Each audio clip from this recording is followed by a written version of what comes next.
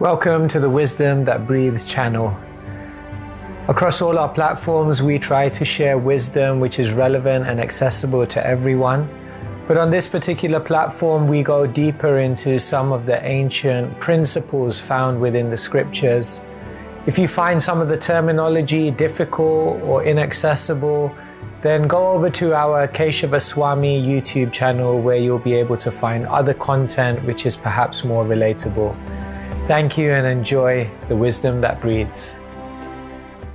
Hare Krsna. Hare Krsna. A little louder, please. Hare Krsna. Thank you so much. It's really my honor, my joy to be with all of you this evening. Australia has been wonderful. Today we were out meeting many different people, sharing spiritual wisdom. And I grew up in London. Thank you to Bhakta Prabhu for his wonderful warm welcome. And it's really been a warm welcome here in Australia. As I mentioned, I was born in London, and still nowadays I spend most of my time there. But traveling across the world, trying to learn and also share what I learned along the way. So I'm very happy to be with you here. Today we're talking about struggle. Anyone here struggling? Okay. One time Srila Prabhupada, he was in a car and they were going to a local park and they got stuck in a traffic jam. So as they were stuck in the traffic jam, they looked outside of the window and there was a sign.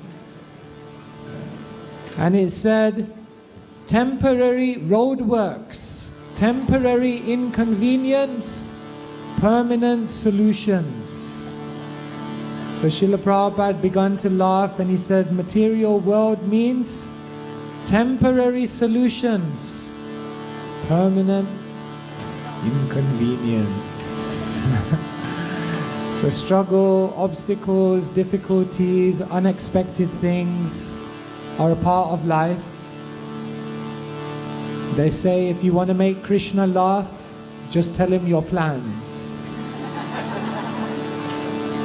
But still, Krishna's plan is always better. So today we'll reflect a little bit on this.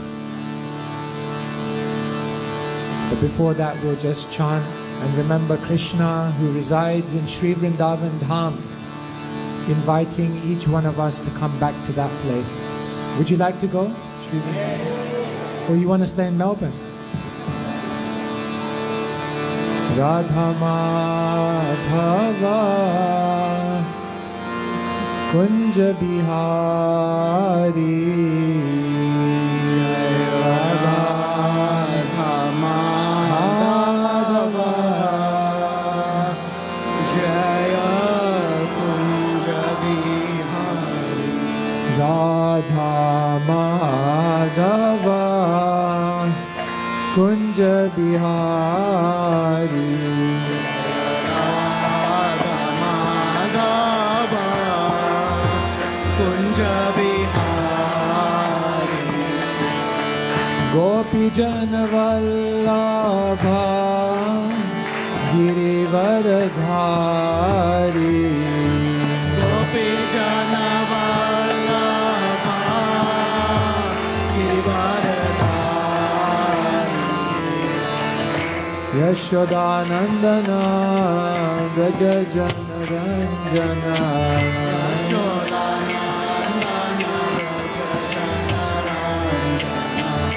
Yashodanandana Braja Jana Ranjana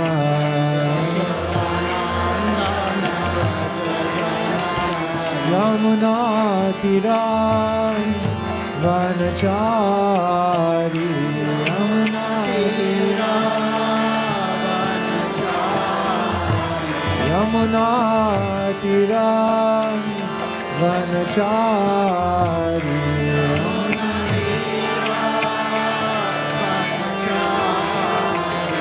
Jaya Radha Madhava Kunja Bihari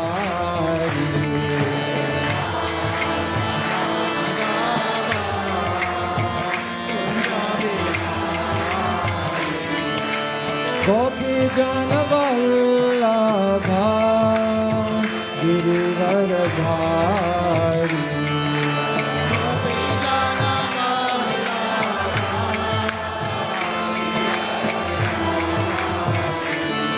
Gopi Jana Vallabha Girivaradhari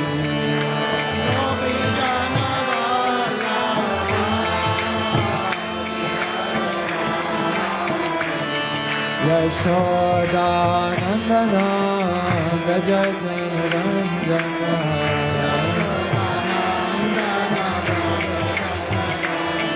Yashoda Nandana Vraja Janarandana Yamuna Tira Vanachari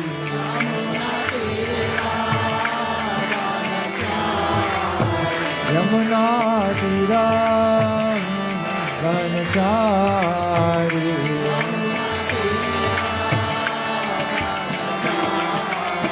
Jaya Radha Madhava Kunja Bihari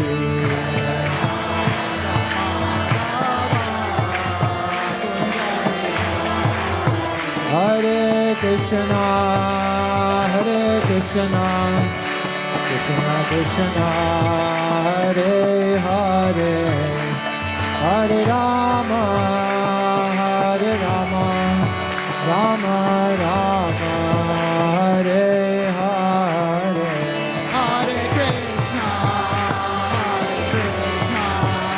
Krishna Krishna, Hare Hare, Hare Rama, Hare Krishna Hare Krishna Krishna Krishna Hare Hare Hare Rama Hare Rama Rama Rama Hare Hare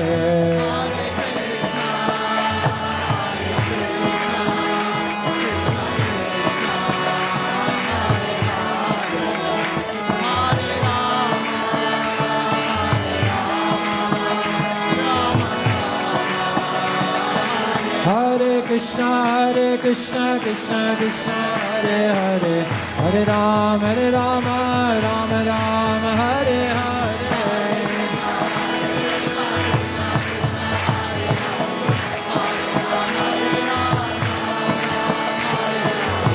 Hare Krishna, Krishna Krishna, Hare Hare, Hare Rama, Rama Rama, Hare Hare.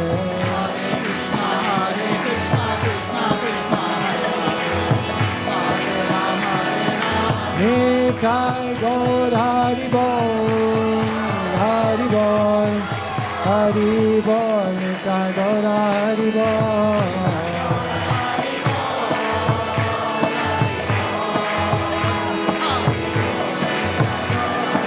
Jaya Jaya Prabhupada, Prabhupada, Prabhupada, Jaya Jaya Prabhupada.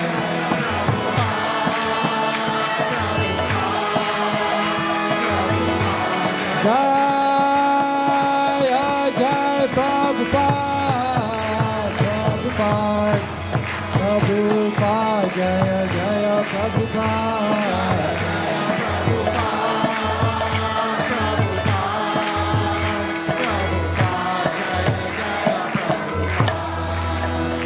Jai Nitai Gaura Premanande, Hari Hari Bol.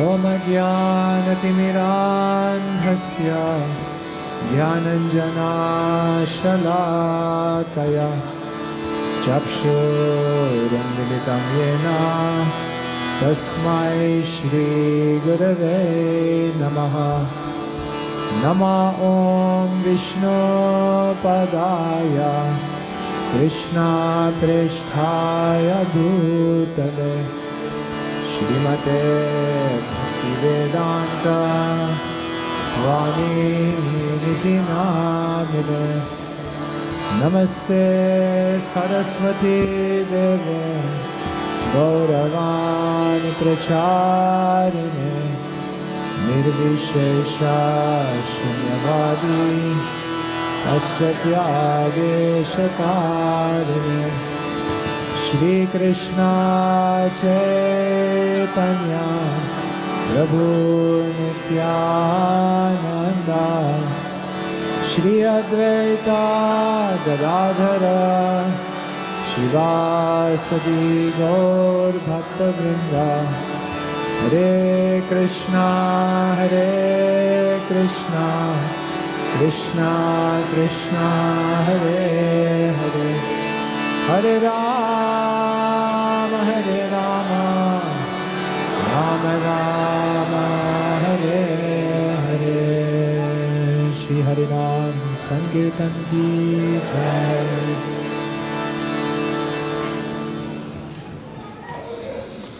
Thank you so much. So thank you again everyone for coming. Can you hear me okay? Yeah. So today we are discussing something which is very much a part of each and every one of our lives. Every day when we wake up in the morning, none of us plan for struggle to come. None of us plan for obstacles. None of us plan for problems or issues. But somehow or other, they always appear in our life. Once there was a car and it had a sign, "Do not disturb, already disturbed." So the disturbance is there from the world we're living in, and today I'll try to share with you some thoughts, some meditation, some ideas of how to deal with struggle when that reality appears in our life, often when we don't plan for it. A king, once he summoned all of his subjects in the kingdom and he told them, "I want you to give me something that will make me happy when I'm sad and sad when I'm happy. I want you to think, what could make you happy when you're sad and sad when you're happy?" Once I was addressing an audience and without the blink of an eyelid, one lady jumped up and said, "Marriage." I said, "I hope your husband's not sitting here." After the king told all of his subjects, "I want you to give me something," everyone was baffled, confused. What could you possibly give that could achieve this? And one person came back to the king and he said, "I've got the answer." And he presented the king with a box. And the king said, "The box? What's the box going to do?" He said, "Open the box." And in the box there was a ring. And on that ring there were 4 words. The person told the king, "Just put this on your finger, and every time you're happy, look at it. And every time you're sad, look at it.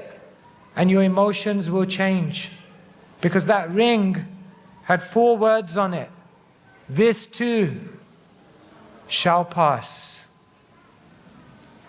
Think about that for a moment. When you're happy, stay balanced. Because the waves of the material world means things will change. And in the same way, when you're going through difficulty, when you're going through challenge, probably many of you are sitting here today and there are many challenges and many things you'd love to change in your life. Don't worry. In time, those things will also disappear. Krishna already told this to Arjuna thousands of years ago on the battlefield of Kurukshetra. Matra sparshastu konteya sitoshna sukadukada agama paino nityas tamstitikshashva bharata. Krishna says, "Arjuna, relax. Happiness and distress, sukh and dukh, come to you like the winter and summer seasons, isn't it? In every year there are 4 seasons. In London there's only one season, rain. But mostly there are 4 seasons: winter, spring, summer, autumn, and everything goes in a cycle. Krishna says, just as the seasons change, your fortunes will also change. Nothing in this world is temporary. Everything is ephemeral, everything is transitory. And therefore, Krishna says, remain tolerant. But it's hard, because our life is like this. It's a cup, and it's full of difficulties.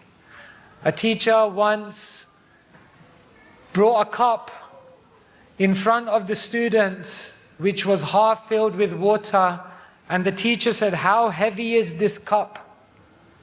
Someone said 5 ounces, someone said 10 ounces. The teacher said, you're all wrong.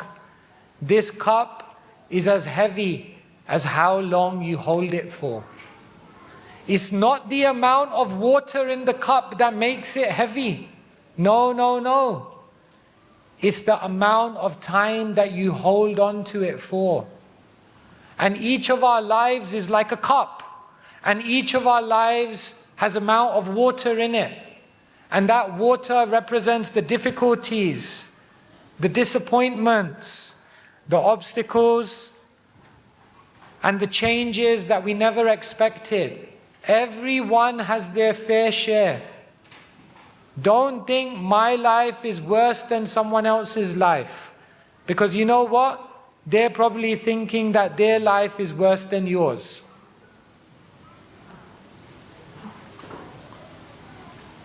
What makes the cup heavy is how long we hold on to all of this in our mind for. Because what all of these things do is they create within us something called the victim mentality.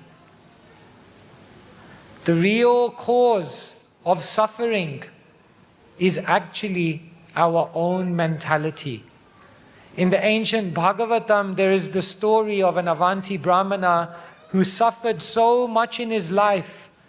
And at the end of his life, you know what his realization was?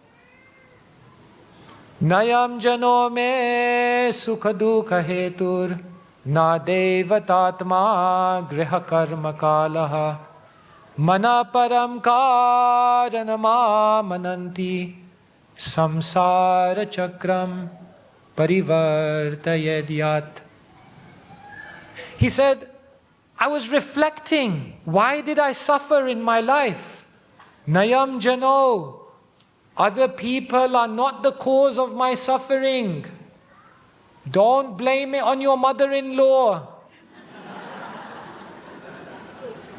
Nayam jano me sukha dukha hetur. Other people are not the cause of my suffering, I've realized. Na deva.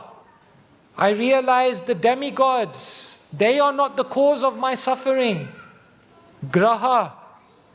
I realized my planets are not the cause of the suffering. Isn't it? Someone says, Prabhu, astrology, very bad.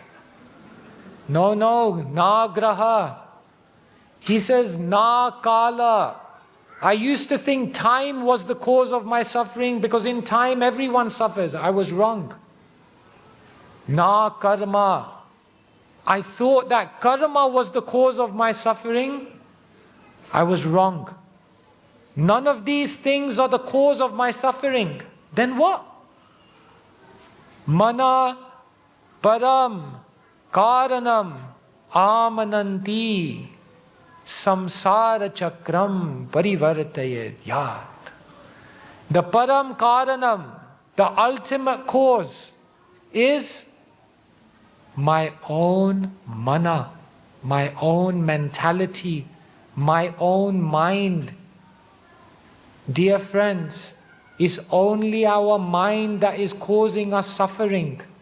And therefore, relief from suffering doesn't come from a change in the external world.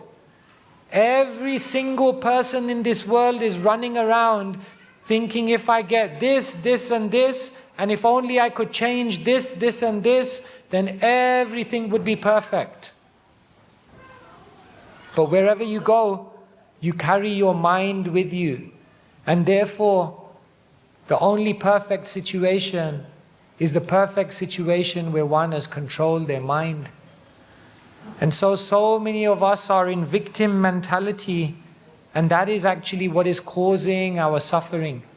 Because when you're in victim mentality, when you think, I'm the one who's unfortunate, then what happens is you're putting the control of your life into factors outside of your control.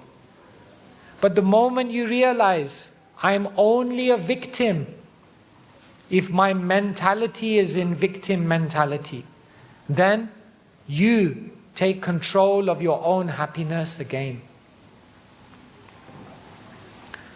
Today, I will share with you for the next 20-25 minutes some ideas, and then I'll open it up to all of you and see what questions you may have. So please do think of what questions you may have.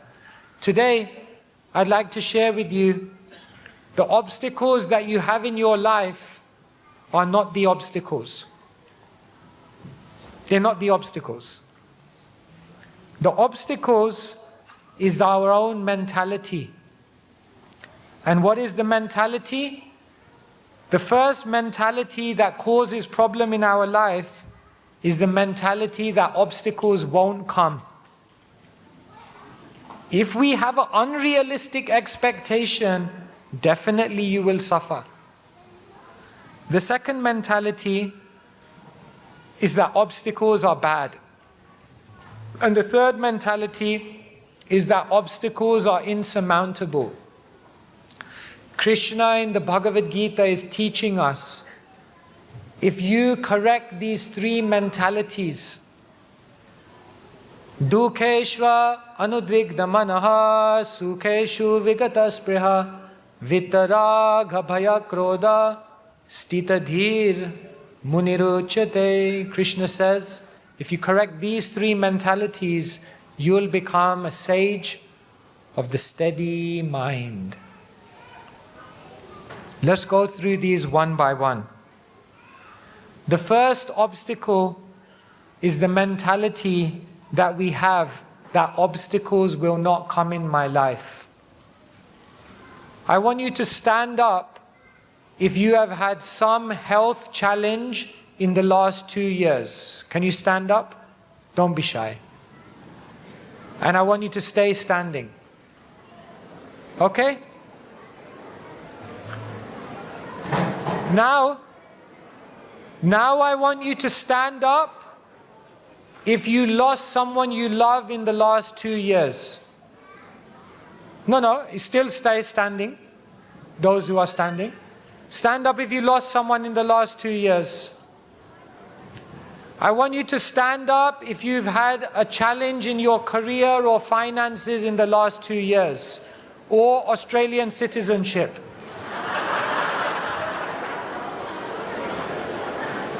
Dear friends, look around. Just take a look. Look around. Obstacles are a part of life. You can sit down now.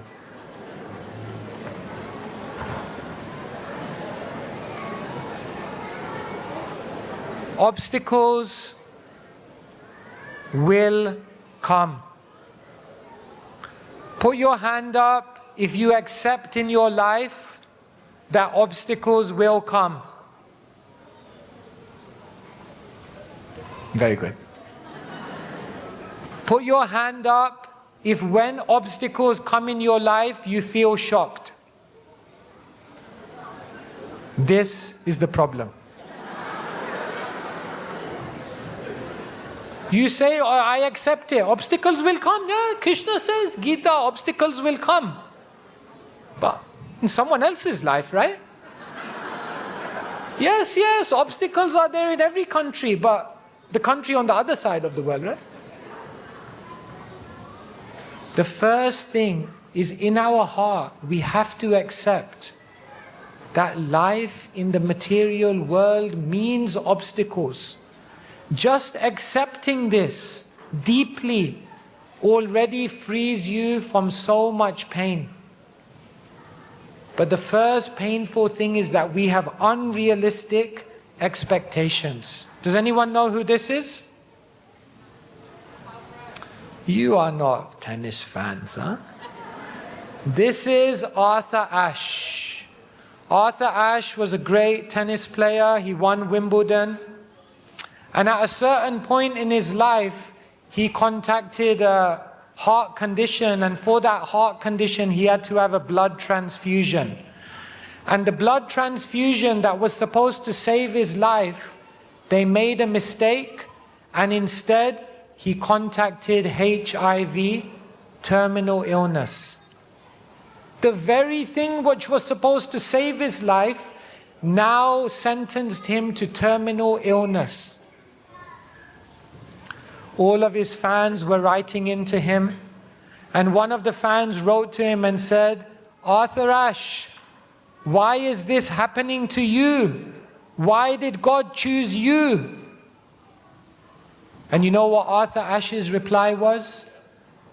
He said, in the world, 50 million, 500 million kids desire to play tennis.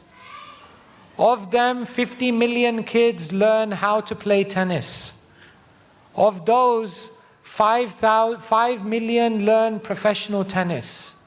And of those, 5,000 may reach the professional circuit.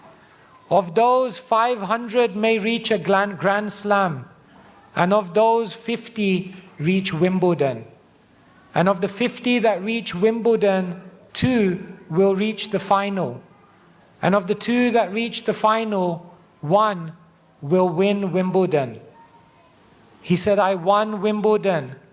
And when I was lifting the cup, I didn't ask God, why me? And therefore, now I'm in pain. How can I ask God, why me? Do we feel as much injustice in all the good things that happened in our life as we do when something terrible happens? What about the fact that we can see, smile, love, laugh? What about the fact that we were provided all the material necessities? What about the fact that we were given so many opportunities in our life and protection from danger? Obstacles, the good and the bad, are all ingredients of life. And therefore, the first thing we have to understand is that there will be obstacles in our life. Earthquakes come. You don't know when they're going to come. You don't know where they're going to come. And you have no idea on what scale they will occur. Dear friends, earthquakes are not the only thing that are unpredictable. There will also be life quakes. Life quakes means sometimes relationships will break. Sometimes there will be difficulty in our environment. Sometimes we will undergo a difficulty in career and finance and our general journey of life. We may undergo a physical or mental decline in health. Or at some point we may have an identity, an existential crisis. Everyone in their life will go through between 5 and 10 life quakes. No one is exempt. Did they teach you in school how to go through life quakes? Did you learn in your maths class how to deal with the loss of a loved one? Did you learn in your English class what to do if suddenly you lose your job and you're in a financial crisis? We learn so many things at school, but the one thing that we don't learn is how to navigate the uncertainty and the turbulence of life. That's why spiritual education is so important. The second obstacle that we have is not just that we think obstacles won't come, but we have an inherent, impulsive, instinctive reaction that all obstacles are bad. However, we don't actually know what is good and bad in this world. Here on the screen, you're seeing the picture of an ancient story from the Srimad Bhagavatam. This is the story of someone called King Chitraketu. And King Chitraketu, after going through life, this was his realization. Guna pravaha etasmin kasapa ko navugraha kasvargo naraka kova kim sukham dukhamevava. This material world resembles the waves of a constantly flowing river. Therefore, what is a curse and what is a favor? What are the heavenly planets and what are the hellish planets? What is actually happiness and what is distress? Because the waves flow constantly, none of them has an eternal effect. What is good and what is bad? Do we actually know? Chitraketu's life was like a roller coaster. In the beginning, Chitraketu was on top of the world. He had palaces, he had his queens, he had all material opulence, he had everything he could ever want. But then he was plunged into distress because he didn't have a son. In life, there's always a but. But then what happened is Angira Rishi and the other sages came to him and gave his wife a benediction by which he could have a son. So now he was on top of the world again. Now I got everything plus a son. But then the sages told him, your son will be known as Harsha Shoka. That son will give you great happiness. And that same son will plunge you into misery. Therefore, again, he was down. But then his son was born. And when the son is born, seeing the smiling, laughing, loving son, they forgot everything. And again, he was on top of the world. And then his queen, Kritadyuti, who gave birth to that son, every one of the other queens became envious of her, and therefore they poisoned the son and they killed him. Again, he was plunged into distress. And then the sages had to come again. And the sages told him, don't worry, continue on, take the mantra and focus on Krishna.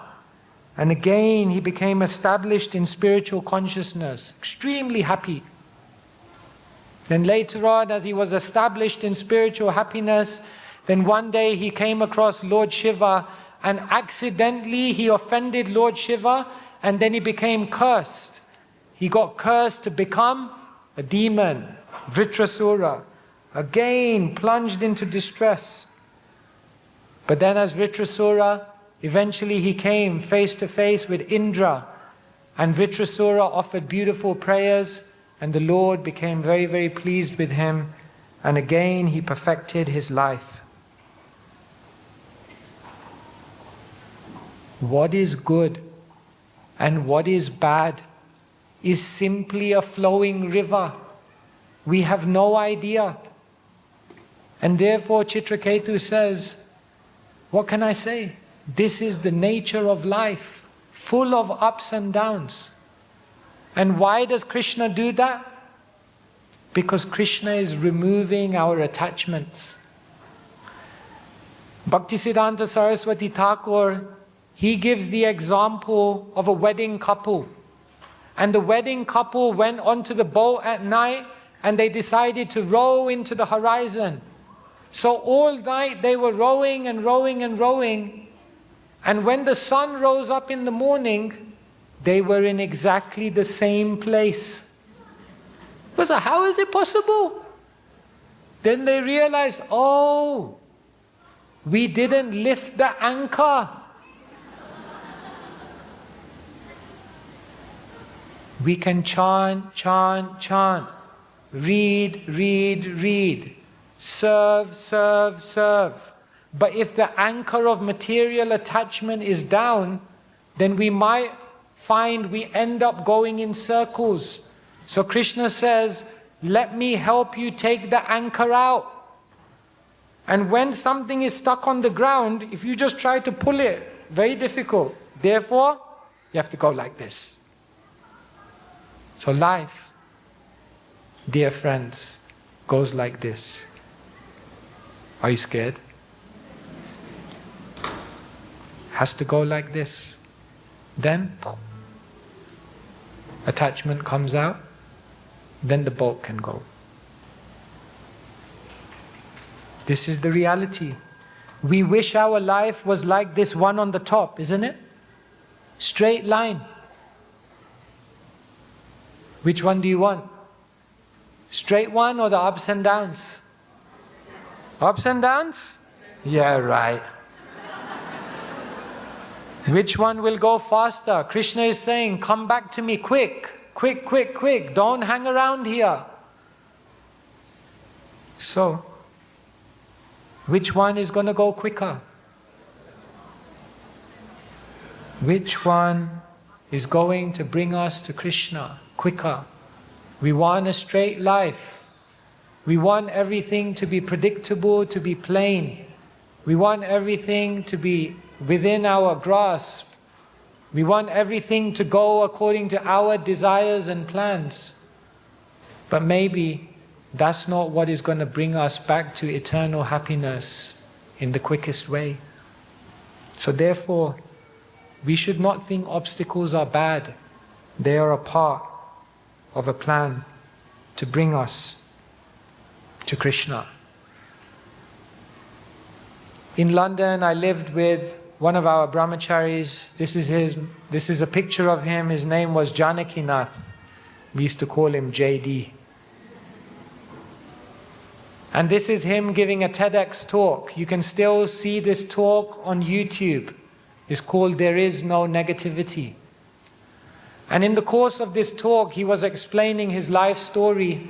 And he said, many wonderful things happened in my life, but when I was 31, I received the greatest gift in my life. The greatest gift in my life I could ever have imagined. He said to the audience, do you want to see what that gift was? Everyone was enthusiastic. He said, this was the gift I received. At the age of 31, he had some stomach pains. He went to the hospital, no prior health issues. They sat him down and said, my friend, you have a tumor in your colon. It's stage 4. You have to start living as though you're twice your age. Your time is ticking. I wrote about Janakinath's life in a book called Loving Life, Embracing Death. He lived for another 5 years of his life. And in that 5 years, he accepted that this obstacle came to me for a reason. There was no resentment. There was no bitterness. There was no looking back and wishing things had turned out different. He said, now, I know life will never be the same, but life can still be beautiful. And so, instead of becoming dejected, disappointed, and disturbed, he said, let me help people. So he used to bring people, cancer patients, to the monastery and say, let's all live out our final days in happiness. He taught, he shared, and he empowered people to find meaning and hunger and enthusiasm, even in the most difficult news of their life. He said, I want you to take pictures of me when I go for chemotherapy, when I go for my surgeries, and I want you to show people that it doesn't matter how acute challenges you go through in life, life can still be beautiful. 3 weeks before he passed away, I was speaking to him, and he said, you know what? The last 5 years of my life have been the best 5 years of my life, because I've had the most fun, I made my biggest contribution, I learned the most things about life, and I actually got close to Krishna. I wouldn't change it for anything. That is the art of understanding how obstacles are not bad. They are Krishna's calling for us to upgrade our life to something else.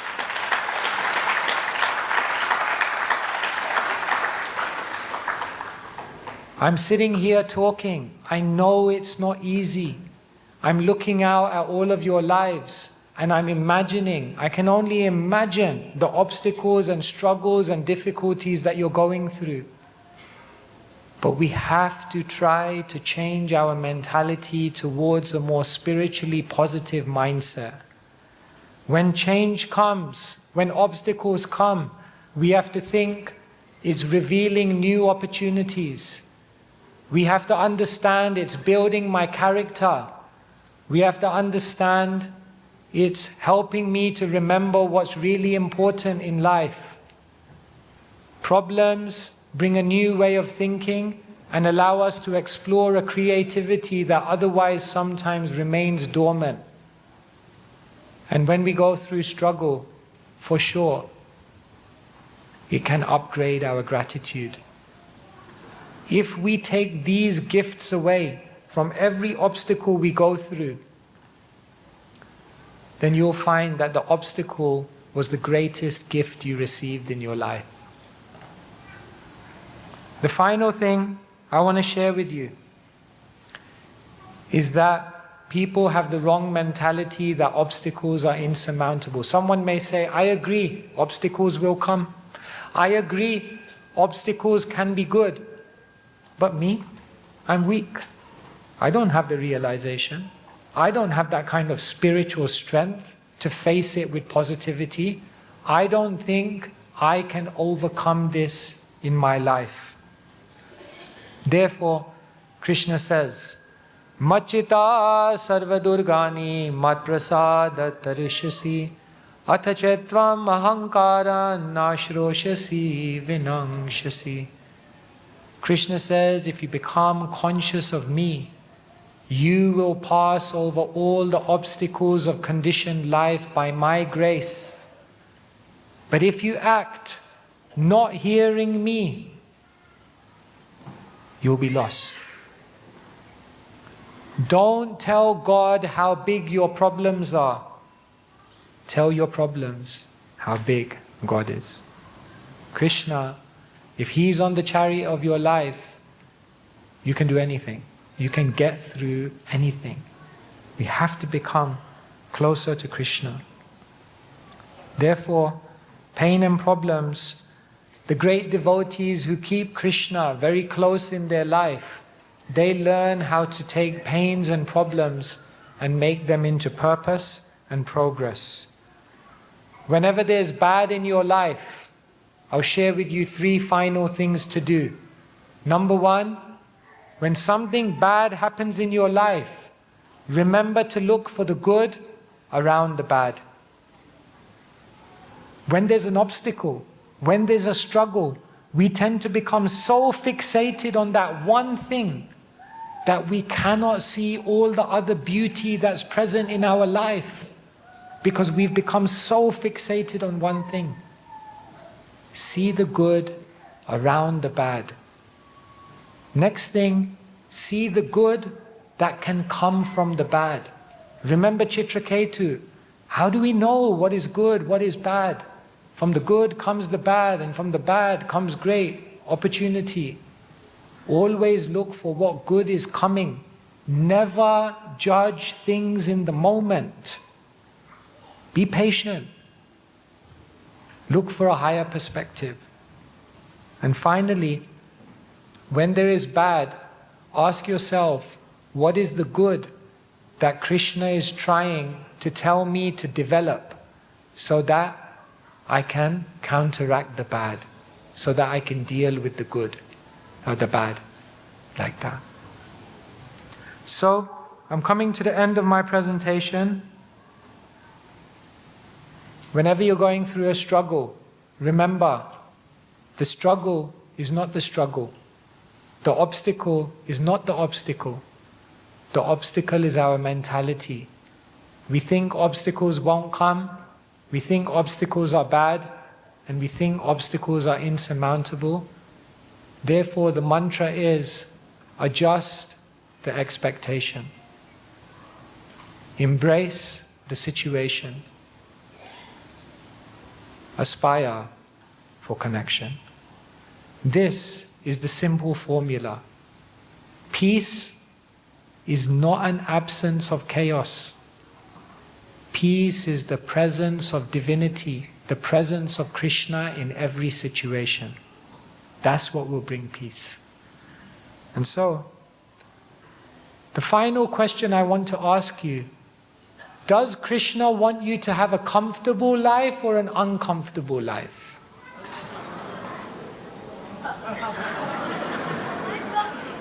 Uncomfortable. You look very happy about that. Krishna is your best friend. Of course, Krishna wants you to be comfortable. Why would Krishna want you to have a painful life?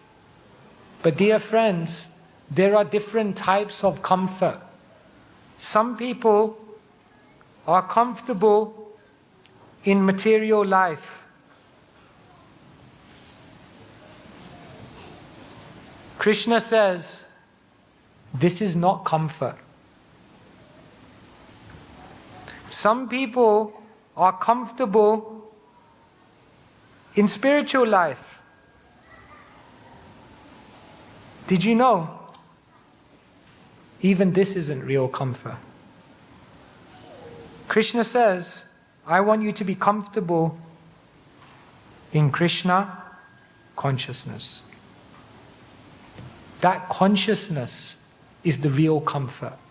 And you know what Krishna will do? He will move you from here to here. And you know how He'll move you? Obstacles, struggles, disappointments. And you know what? Once you're in spiritual life, don't think that's the end of the story. Krishna will move you from here to here. And what will He do? He'll bring more obstacles, more struggles, more problems, more issues.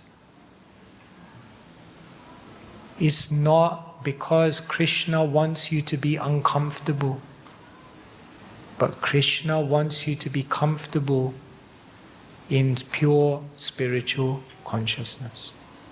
That is not cheap. So this is the opportunity of the Bhagavad Gita. This is the science of struggle. This is Krishna's wisdom. This is wisdom that breathes, not just theoretical. This knowledge, this wisdom can be applied in your life. And if you apply it, you will be a rare soul. Because you will be one of the rare souls in this world that can become unaffected by anything. And the science of struggle will actually lead you to eternal happiness. Thank you very much. Hare Krishna. Thank you so much.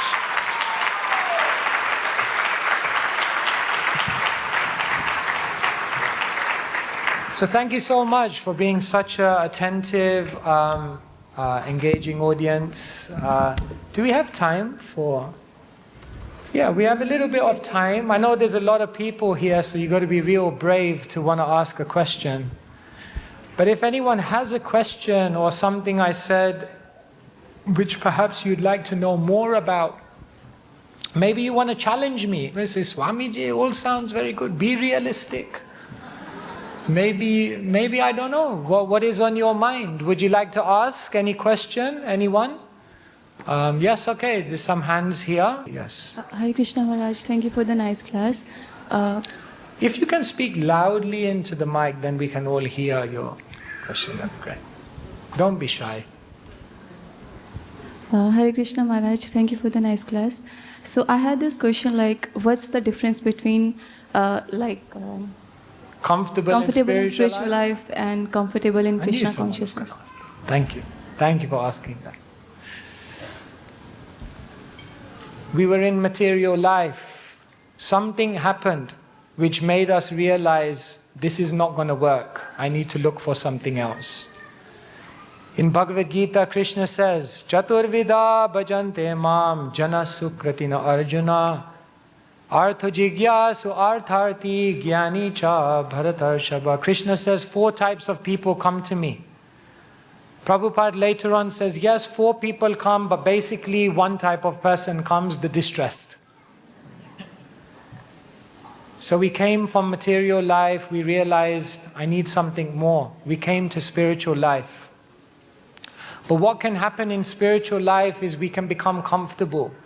We can think, I come to the temple, I put my hand in a bead bag every single day, I open the Bhagavatam, and I put on tilak. Therefore, now I'm comfortable. Krishna is not so interested in that. Krishna is interested in your heart. He's interested in your bhakti. He's interested in you giving yourself, the soul, in relationship with Him, in selfless service. He wants to have that pastimes of love. And so, sometimes we're in spiritual life, but it's very external, it's very superficial. We are there right in front of Krishna, but still we're thinking of ourselves. And therefore, what will happen is that we will be moved to actually develop pure spiritual consciousness. Does that make sense? Thank you. Okay, all right. Yes, thank you. Yes, please take the mic. Hindi thoda sa Gujarati bolu chu. Gujarati bolo છો તમે? નહીં. Okay, તો હિન્દીમાં બોલો. Yeah, speak in Hindi. I'll try. My Hindi, acha. Thoda. We'll convert, okay. Hare Krishna Hare everyone. Krishna. Hare Krishna. मैं एक बात आपसे पूछना चाहता हूँ, सब किसी को बुरा नहीं लगना चाहिए, मैं माफ़ी मांगता हूँ इसके लिए। इस्कॉन का हर एक डिवोटी अपने नाम के बाद में प्रभु क्यों लगाता है? क्या हम इसके लायक हैं कि हम इक्विवेलेंट अपने आप को प्रभु के समान समझें? So the question which is asking, why does the devotee in ISKCON add the name Prabhu after his first name? Okay. Why do we call everyone Prabhu? Yes. Why not Das? Why we not Why Prabhu? Das? Very good question. Yes. So, we never call ourselves Prabhu. Me, Keshava Prabhu. No, we never call ourselves Prabhu. When we are referring to ourselves, we are Das. I'm just a servant. But when we look at everyone else is Prabhu.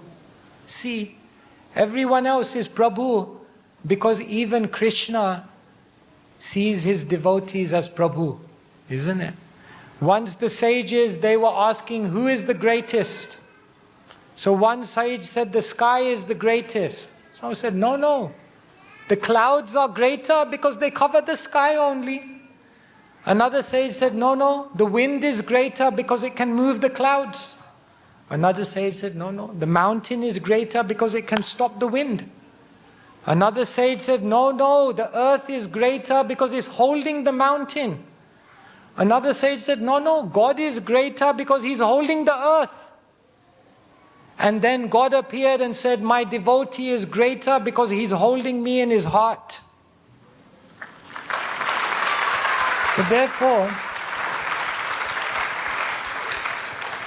Krishna says, Aham bhakta paradhino hashvantantra ivatija sadhubir grashtaridayam. He says, I am not independent. Krishna says, I am under the control of my devotee. They have become my Prabhu, my master, because their love has conquered me. Therefore, the Vaishnavas, the Bhaktas are very dear to Krishna. Therefore, we are very small. Ami Das. But you are Prabhu. Prabhu, thank you. Hare Krishna Prabhu. Hare Krishna, Hare Krishna. Hare Krishna Prabhu. Hare Krishna Prabhu. On your left. I have to see. Okay, yes. I have two questions which is related to one. Is why do we take excuse to discount do our service to God? Most of the time we are late. Okay, we'll do chanting later, or we'll do this service within 15 minutes. We'll finish it. Do we do it for finishing it, or do we need to do it with devotionally and more spiritually? Is the first question. And second Okay, thing, with well, let's all go this one by one. Yeah, but It's the okay, second one is also related to this. Related, okay, Chalo. So with hard struggle, we try to sit for chant. That is the time the whole world, miseries, everything comes that time. But when you're sitting on a couch, nothing comes in. But when you're chanting, the whole stuff comes into the mind. The reason I'm saying is we take excuses to make chanting, or we do excuses for doing service. But with the whole struggle, we try to get in there. We sit to find peace, to get in touch with the transcendentalation. But no, the whole thing comes only at that time. The rest of the time, it's free. Why is that struggle? It's much bigger struggle than this. Thank you. Hare Krishna. Thank you. Thank you so much. Nice question. So let's begin with that one. Why is it that only when we are chanting all the thoughts are coming to our mind? Outside of that, we are peaceful. My question is to you, are we peaceful? Are we peaceful outside of chanting? We are not peaceful. All we're doing is we're bombarding the mind with so many things so that we can't actually hear the mind. We're constantly... When was the last time you saw one person sitting in one place doing absolutely nothing? Moment that there's nothing to do, you know what they'll do, right?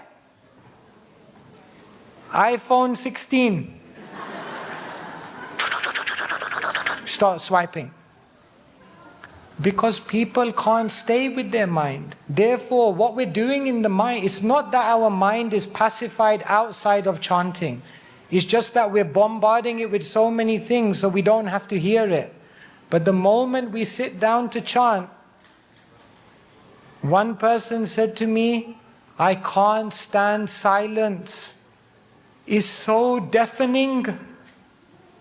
In silence, my mind is screaming.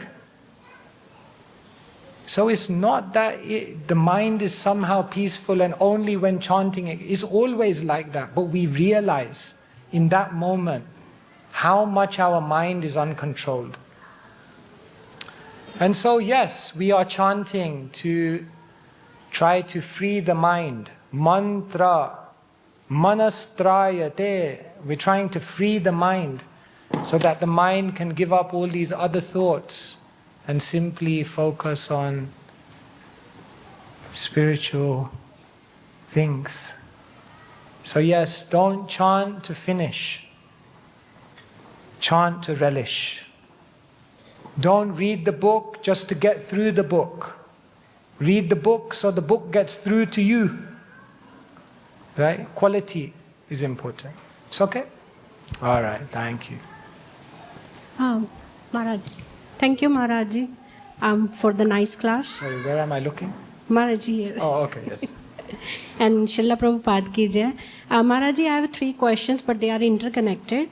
So first, I would like to acknowledge, with help of Krishna consciousness, I have started understanding differentiation of spiritual obstacles and material obstacles.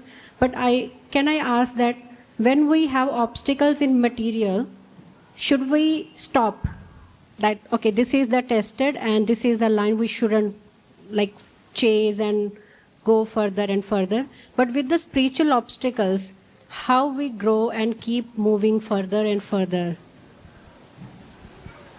Okay, so when we are trying to pursue something in the material world, if we come across an obstacle, then is it just that we should stop there because the obstacle is teaching us just give up? Maybe it's not destiny. Maybe it's not destiny. So say for example, someone has an exam and they begin studying and there's an obstacle, I don't know, FA Cup final, football final or something, and they get distracted, I don't know. So should they just give up? See,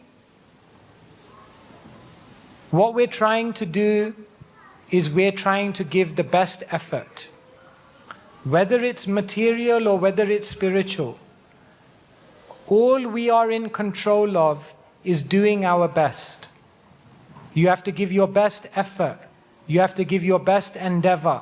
You have to give your best energy, your best attention. You have to try to act with intelligence. And once you've given the best effort, after that you can't do anything more. So it's not that we just give up at the first obstacle.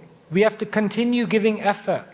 But once we've given all of our effort, if an obstacle keeps coming and is not happening, then maybe we need to understand that maybe Krishna is pointing me towards something else. So we are not in control of the result. Karmanyeva dikaraste ma phaleshu kadachana. We just have to try our best. And with spiritual obstacles?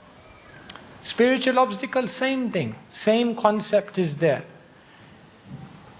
We have to try. Srila Prabhupada wanted to spread Krishna consciousness. So he gave his full effort in India. It's not that just he had one failure and now Krishna doesn't want me. He tried many, many things. But then when it didn't work and he said, I've given my full effort here, now I have to try something different. So then he came to America.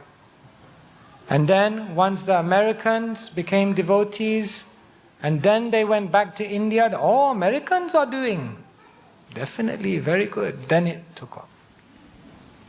So, spiritual, material, all we're in control of is trying our best. That's all Krishna wants to see. And Prabhuji, the last question. So with the last slide, when you said that Krishna has a plan for everyone, does Krishna choose people out of this whole like population and universe, people? Like who are eligible? Krishna says in Bhagavad Gita, Samoham sarva bhuteshu name dveshyosti na priya. I am equal to all. I am not partial to anybody. But one who renders service to me, they become my very dear friend. So Krishna is impartial. But Krishna is also reciprocal. So Krishna gives everyone equal opportunity. But one who takes it up, Krishna becomes especially interested in them. Because when you said that Krishna takes away the material attachment with the example of anchor, so I'm just having a thought that maybe when somebody is eligible to have Krishna mercy, they start removing all those kind of obstacles as attachments. It's like who are eligible. Yes. We can say that, to have mercy. Yes, Krishna says, Yasyaham anugrinami harishe tadhanam shane. That sometimes my mercy comes in a very special form and I may begin to remove things. All right. Yes. Hare Krishna Maharaj, Dandavat Pranam. Last question. Okay. Dandavat Pranam Maharaj. My pranams to you. Yesterday I attended your session Seeing Face to Face, And I had a question related to that and one more question related to today's session. Can I ask you both, Maharaj? Yes, sure. In regards to yesterday's session, seeing God face to face, I'm sure you must be practicing for very long. You must have read so many books. We read so many books. How you must have seen Krishna too. How would you describe Krishna through your eyes, not through the books you have read? Through your eyes, Maharaj, your experience.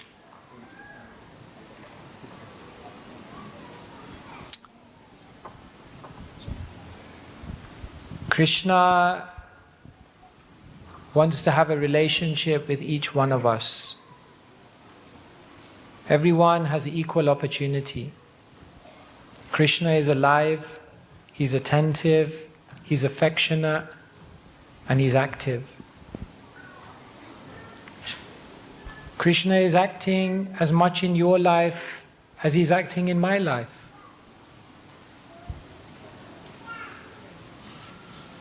We may feel we don't see Krishna's face, but if we're very, very conscious and alert, then we'll see Krishna's hand at every moment. Therefore, what will I say to you? Even if I say to you, I've seen Krishna, I don't think that will help you. I think what will rather help you is if you ask the question, what can I do to see Krishna? That's a more important question, because you have to see Krishna for yourself. You have to experience it for yourself. You have to become convinced of Krishna's love yourself. Nobody else's testimony will be able to do it for you. So I don't stand in front of you as someone who's highly elevated, although I am 6'5". But yes, I would be lying to you if I say to you that Krishna didn't appear in my life. Of course Krishna appeared in my life. Krishna spoke to me. Krishna guided me.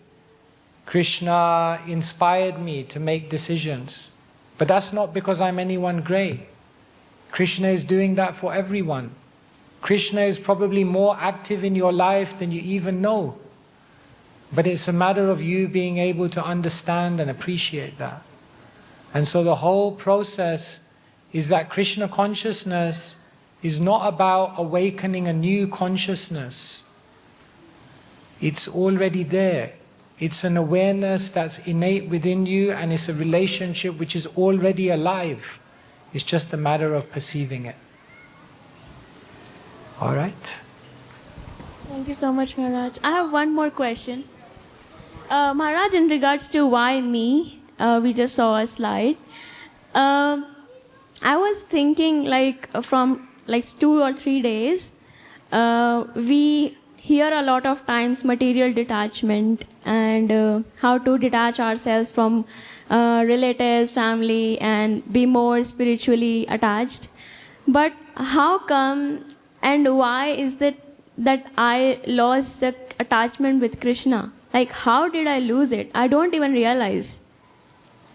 I keep on listening that we have to detach from material things, but how did I lose my connection with Krishna? When? Why? It just doesn't connect. Why are we here in the first place? That's the question you're asking. Why did we come to the material world? How? We exist in a relationship of love with Krishna. Krishna never forces anything. And therefore we have free will. Without free will, there's no love. And therefore, Srila Prabhupada explains that at one point we had a curiosity. We had a curiosity to want to experience what this material world was like. Now you may say, but how can we have a curiosity? The spiritual world is so beautiful. Why would we ever want to leave that place? Yeah, I've also thought the same thing. But Srila Prabhupada says, it's not that we were dissatisfied but we had a curiosity. So, Krishna never forces. You want to be curious? You want to explore? Then let me create the material world. And then we come here, and then we become more and more entangled, more and more distant, more and more confused. But in a moment, if we turn to Krishna, then we can go back in a flash. One time they asked Srila Prabhupada, how long does it take to become Krishna conscious? Prabhupada said, 1 moment. That's it, 1 moment. So yes, we came here because of free will, and now you have the opportunity to go back out of free will. So when we walk out of the door today, we all have the opportunity to make decisions.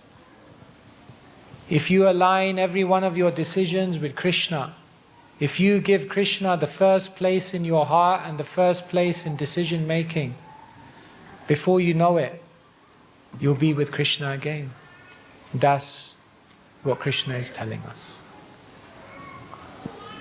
All right, so thank you everyone so much. Appreciate your time.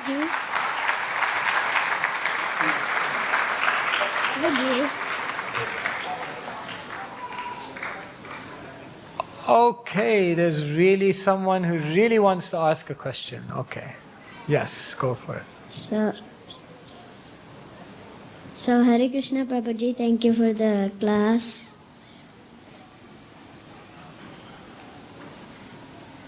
So my question is, so how do you find the beautiful things when your mind is more engaged into the bad things and an obstacle?